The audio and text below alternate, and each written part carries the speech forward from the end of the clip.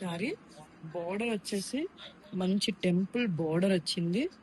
And అలాగే blouse and పళ్ళు contrast colour వచ్చింది. ఆల్ ఓవర్ సారీ మంచిగా స్ట్రైప్స్ వచ్చింది అనమాట.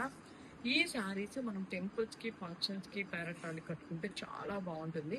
ఇందులో మీ అందరి కోసం నేను కొన్ని కలర్స్ కూడా చూపిస్తున్నాను.